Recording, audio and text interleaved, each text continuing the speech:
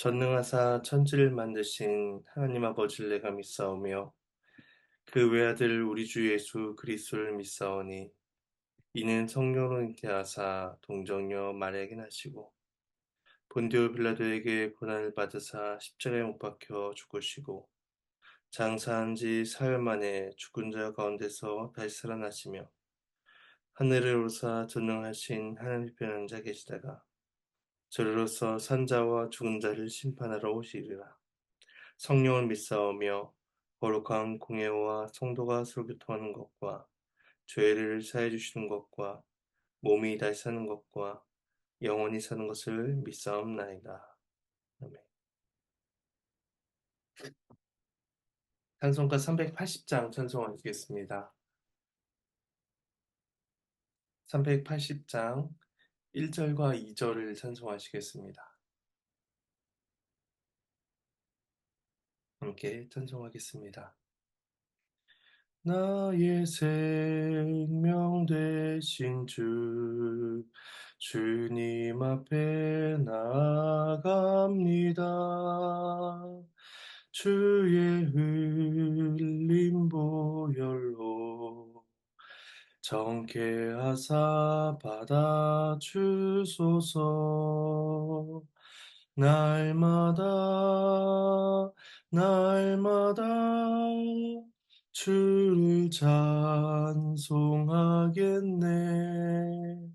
주의 사랑 줄로서 나를 굳게 잡아 매소서.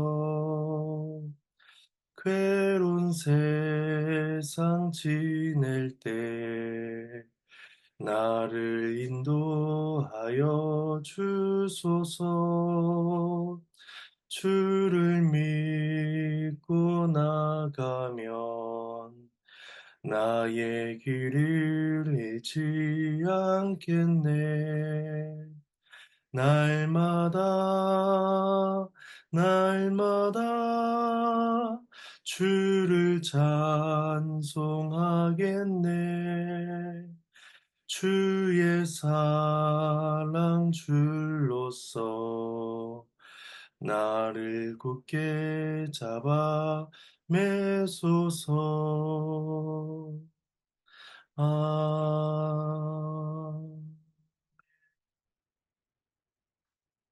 함께 보실 말씀은 열왕기하 3장입니다.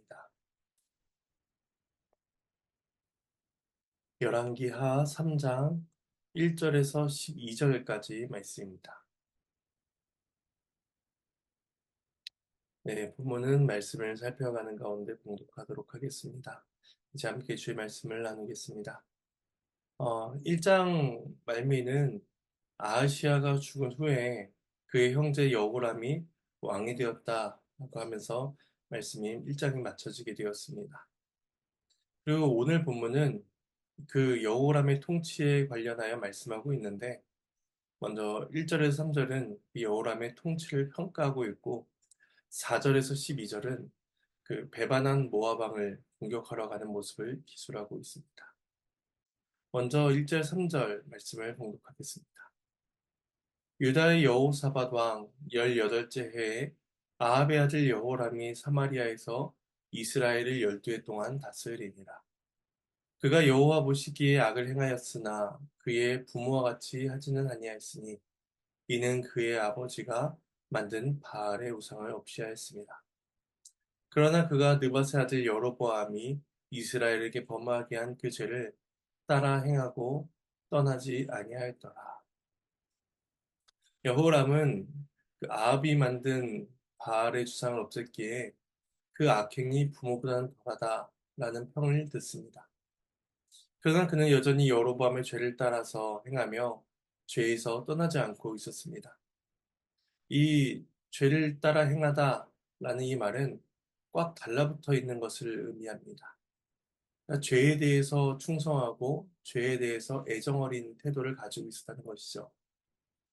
결국 여호람은 하나님이 아니라 여로보암의 죄를 사랑하고 따르고 있었던 것입니다. 여로보암이 죽고 이미 앞서 8명의 왕들이 세워졌으며 또 그가 죽은 지 60년, 70년이나 지났지만 여전히 그 여로보암이 행했던 죄의 영향력이 북이스라엘 가운데 지속되고 있었던 것입니다. 2절은 여호람의 죄의 성격에 대해서 설명하기를 여호와 보시기에 악을 행하였다 라고 말을 합니다. 그가 사람들로부터 어떤 평가를 받았든지 간에 또한 나라를 이끄는 왕으로서 그 국가를 어떤 능력을 가지고 잘 통치했든지 간에 그것에 관계없이 그는 여호와 보시기에 악을 행하는 사람이었다는 것입니다. 하나님 나라의 백성들을 통치하는 왕으로서 가장 중요한 것은 여호와 보시기에 선해하는 것이었습니다.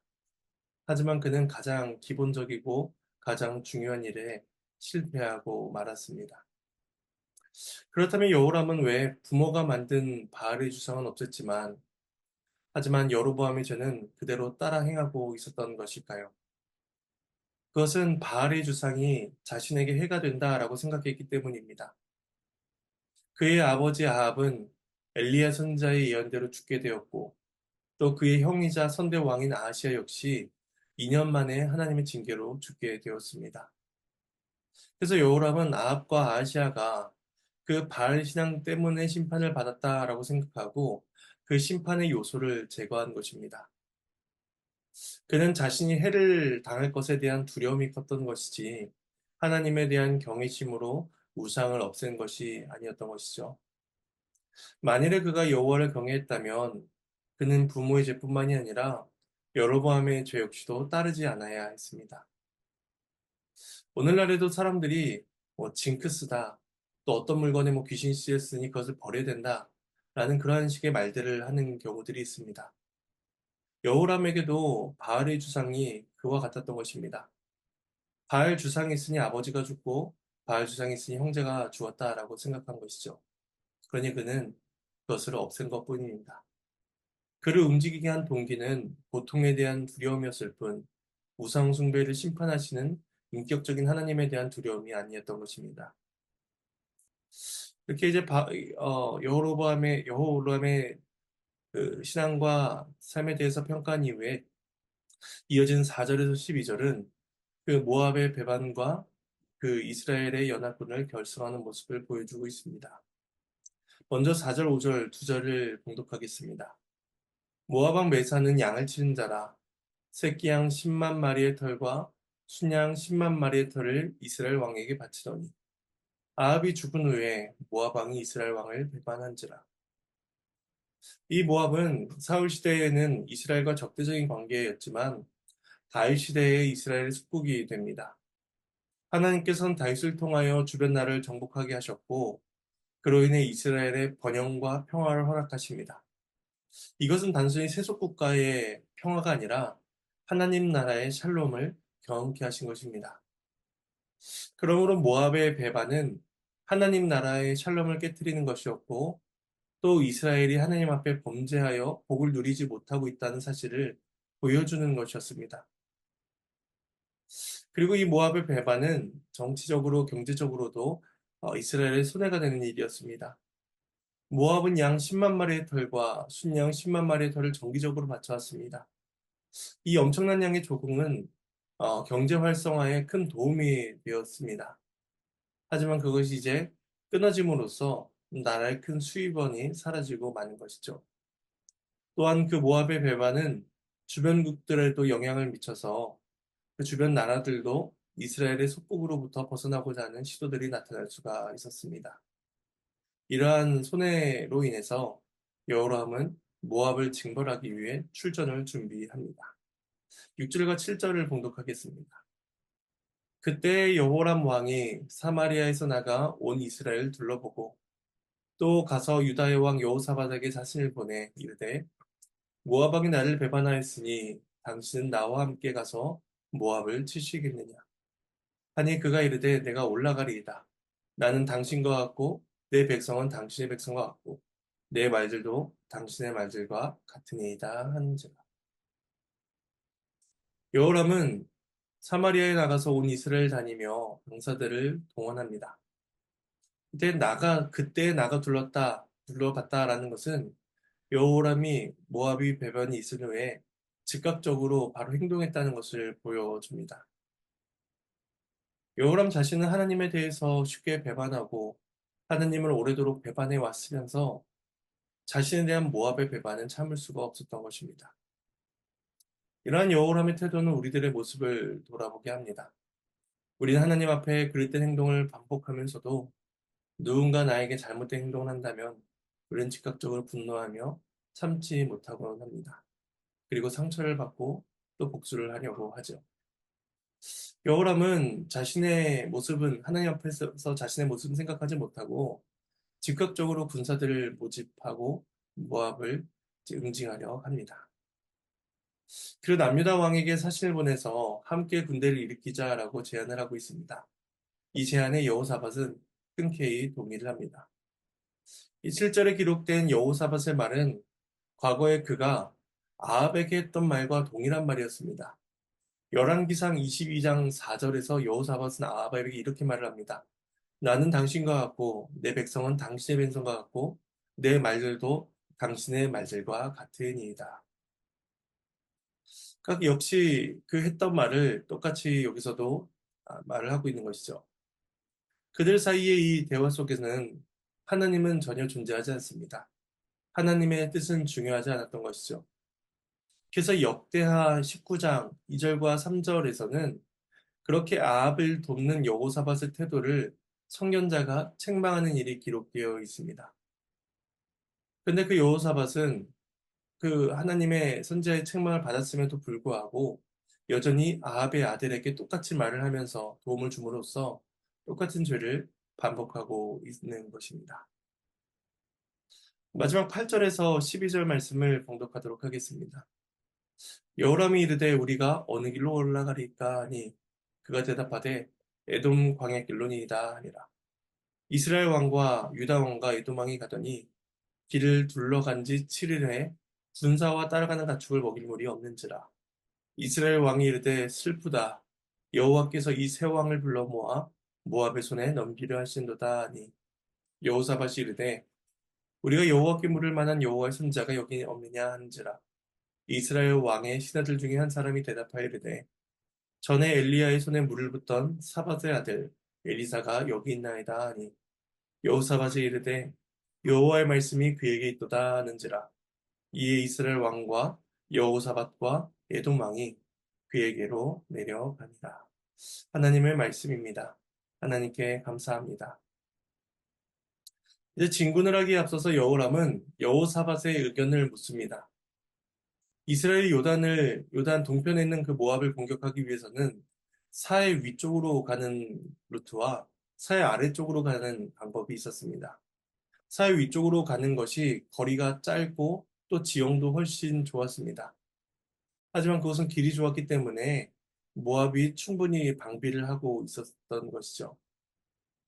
그리고 또 모압 그 북쪽으로 가는 길은 모압 위쪽에서 위치하고 있는 암몬과 아람도 신경을 써야 하는 길이었습니다. 그래서 남유다 여호사밧 왕은 남쪽 길을 제안합니다. 사해 남쪽에 광야를 지나가자 하는 것이었죠. 그렇게 하면 요새화된 모압의 그러한 요새들도 피할 수 있었고 또 모압 남쪽에 위치한 유다의 속국이었던 에돔을 동참하게 할 수 있었기 때문입니다.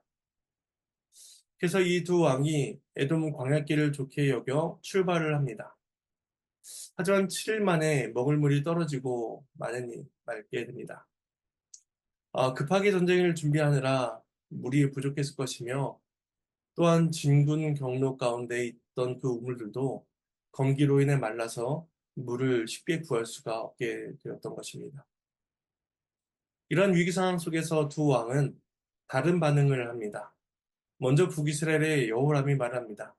슬프도다 여호와께서 새 왕을 모압의 손에 넘기시는도다 라는 거죠.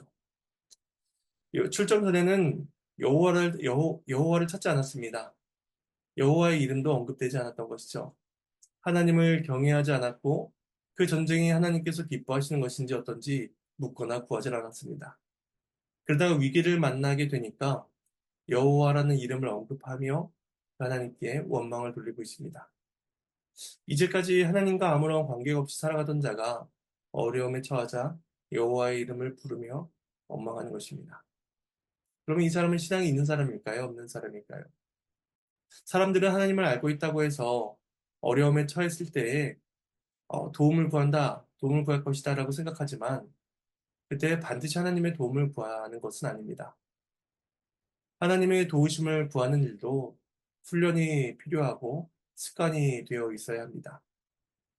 그래야 긴급한 순간에 신실하신 하나님을 기억할 수 있고 그분의 전능하신 손길을 도움을 구할 수가 있는 것이죠. 하지만 여호람은 이러한 경건의 습관이 전혀 없는 사람이었습니다. 하나님께 기도하는 그러한 방식과 기도하는 경험들을 하지 않았던 사람인 것이죠. 그래서 그는 하나님께 기도하기보다 하나님께 원망을 합니다. 이것이 여호람의 신앙이었습니다. 근데 여호사밧은 선지자를 찾습니다. 그가 생각하기에 선지자가 하나님의 뜻을 알려줄 수 있었기 때문입니다. 여호사밧은 늦었지만 이제라도 하나님의 뜻을 구한다라는 것을 알고 있었던 것이죠. 그래서 한 신하가 대답하기를 엘리야의 손에 물을 붓던 엘리사가 여기 있다라고 대답을 합니다. 엘리사가 그곳에 있던 이유는 하나님께서 여호사밧을 궁일이 여기시고 도와주시기 위해서였을 것입니다.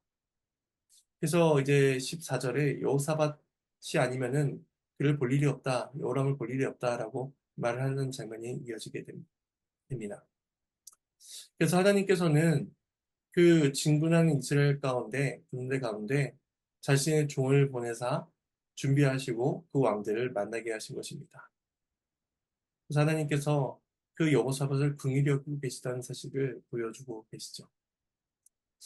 그것을 들은 여호사밧은 엘리와의 관계를 듣고 이제 엘리사에게서 여호와의 말씀을 들을 수 있다라고 확신을 합니다. 그래서 이제 새 왕이 엘리사를 만나러 가면서 오늘 본문이 맞춰지게 됩니다. 이 말씀의 적용점을 세 가지로 생각해 보도록 하겠습니다. 첫 번째는 우린 여호와의 말씀을 따라 행하며 떠나지 않고 있는가 돌아봐야 할 것입니다. 여호사밧이 여로보암이 행한 죄를 따라 행하여 떠나지 않았다. 그것을 떠나지 않았다라는 것은 그가 얼마나 그 죄를 사랑하고 갈망하였는가를 보여줍니다. 세상 사람들은 자신이 바라는 욕망과 정욕, 목표를 위하여 애쓰며 그것을 열망하면서 살아갑니다. 그것을 꽉 붙들고 놓치지 않으려고 하는 것이죠. 그렇다면 우리는 그만한 열심으로 여호와의 말씀을 붙들고 있는가? 우리는 돌아봐야 할 것입니다.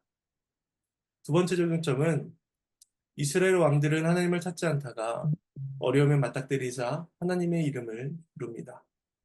그런데 한 사람은 하나님을 원망하기 위해 부르고 있고 한 사람은 하나님의 뜻을 구하기 위해 하나님의 이름을 언급하고 있습니다. 우리는 어려움 가운데 어떻게 반응하고 있습니까? 그리고 하나님의 뜻을 구하기 위해서 일상의 생활 속에서 어떠한 경건 생활을 유지하고 있습니까? 세 번째 적용점은 하나님은 이스라엘 왕들의 죄에도 불구하고 선자를 보내사 하나님의 뜻을 알리실 준비를 하고 계셨다는 것입니다. 하나님의 백성은 하나님의 뜻을 쫓아야만 생명을 누릴 수가 있습니다. 그래서 하나님께서는 죄인이었던 우리들을 위해서 참 선지자이신 그리스도를 우리에게 보내주셨습니다. 우리는 그 그리스도를 통하여서 하나님을 알고 하나님의 뜻을 알아가야만 합니다. 그래서 우리는 선지자이신 그리스도의 말씀을 듣기를 소망하며 즐거워해야 하는 것이죠. 그리고 하나님께서는 그 말씀을 교회를 통해서 성도들에게 주고 계십니다. 이 사실을 기억하며 우리는 예배로 나아가기를 기뻐하고 즐겨해야만 합니다. 그리하여 하나님의 말씀을 기쁨으로 듣고 감사함으로 듣고 살아가는 저와 여러분의 삶이 되기를 간절히 소망합니다. 제가 잠시 기도하도록 하겠습니다. 하나님의 은혜에 감사를 드립니다. 부족하고 연약한 자들을 긍휼히 여기사 사랑하시사 하나님의 무한하시고 한량하신 사랑을 베풀어 주심에 감사를 드립니다. 오늘도 우리가 그 사랑을 받고 살아감을 기억하며 하나님을 의지하고 하나님께 감사하며 살아갈 수 있도록 도와주시옵소서. 이 모든 말씀 예수님의 이름으로 기도합니다. 주님께서 가르치신 기도로 마치겠습니다. 하늘에 계신 우리 아버지여, 이름이 거룩히 여김을 받으시오며, 나라가 임하시오며, 뜻이 하늘에서 이루어진 것 같이 땅에서도 이루어지리이다. 오늘 우리에게 일용할 양식을 주시옵고, 우리가 우리에게 죄 지은 자를 사해 준 것 같이 우리의 죄를 사해 주시옵고, 우리를 시험에 들게 하지 마시옵고, 다만 악에서 구하시옵소서. 나라와 권세와 영광이 아버지께 영원히 있사옵나이다. 아멘.